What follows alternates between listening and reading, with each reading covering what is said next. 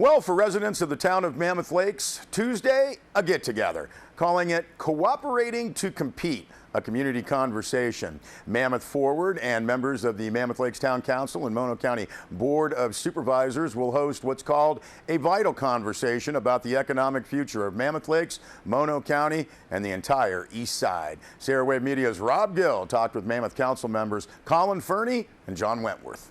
This is a collaborative effort. Supervisor Corliss from Mono County and Colin and I were talking about ways to better represent Mammoth Lakes, the community of Mammoth Lakes, in the deliberations and efforts of Mono County.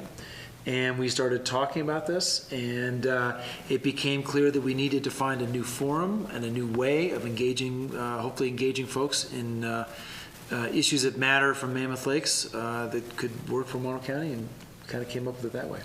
Yeah, I think the genesis of the idea came up a while ago through kind of community conversations, Mammoth Forward meetings. A lot of people had expressed to us that they would like to be able to engage with the town council, with the Mono County Soups, with their electeds in an environment that wasn't Suite Z. I think certain people find that intimidating, and wanted to have more of just a community conversation where we could engage with the public on important topics. So we intend to have a series of these. We'd like to do them at least quarterly, and this will be the first one, kind of getting this one off the ground. This one is really going to be regarding economic development from a high-level standpoint. We're looking at a few key topics, which would include recreation in a broad sense, leveraging our technology opportunities, and then air service, and how kind of the three are all intertwined. And those would be the topics we're kind of presenting on, and then there'll be an opportunity for Q&A and some dialogue at the end where we can just engage with people regarding the topics we discussed. Well, it's going to be fun.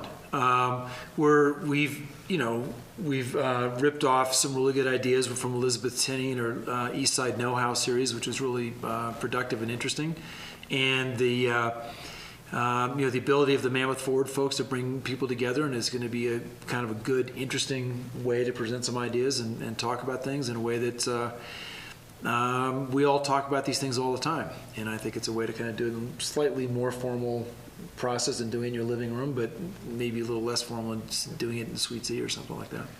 Yeah, I think we've definitely heard feedback from people that a lot of the electorate feels a little bit disenfranchised, and so I think this is our attempt to kind of reach out to the public and say, hey, we're elected by you, we serve for you, and we want to represent your interests. So this is just another opportunity for people to engage and give us feedback on the direction they'd like to see things go.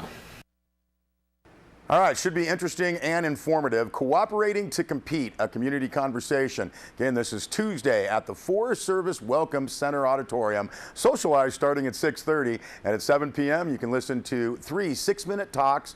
A press release noting they'll be using the successful and succinct East Side Know-How format.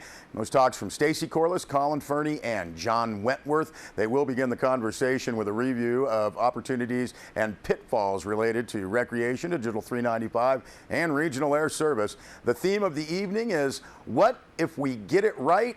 What if we don't? The conversation will then shift to the audience for questions, comments, suggestions, and plans for follow-up action. More information, Stacy Corliss at scorliss@mono.ca.gov or 760-920-0190. Well, Deb Murphy filed this report for Sierra Wave Media. The numbers tell the story. The listing of Owens Valley water uses indicate a reduction across the board, but none as draconian as the 66% reduction in irrigation water provided to area agriculture, down from 49,000 acre-feet in a typical year to 16,500 acre-feet this runoff year. Now, those numbers are included in the Los Angeles Department of Water and Power's Owens Valley Operations Plan and will be the topic of conversation at Tuesday's Talking Water Workshop. Now, this will be taking place at the Inyo County Board of Supervisors meeting, and that workshop scheduled to begin at 1:30 p.m. Tuesday. Now, enhancement mitigation projects are down from 10,000 acre-feet in a typical year to 9,500. Recreation from 9,000 to 7,400.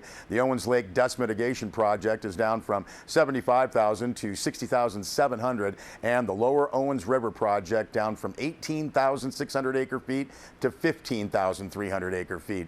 Both the Owens Lake and Lower Owens River project quantities are slightly higher when compared to the 2014-2015 runoff year. Now, said Lone Pine Cattleman Tom Nolan, quote, "We can't beat up on the city. It just doesn't look like the water's there," end quote. And as rancher Scott Kemp put it, ranchers are trying to preserve the genetics of their cattle. Rebuilding a herd is a multi-year process, and having a proven breeding program is the beginning.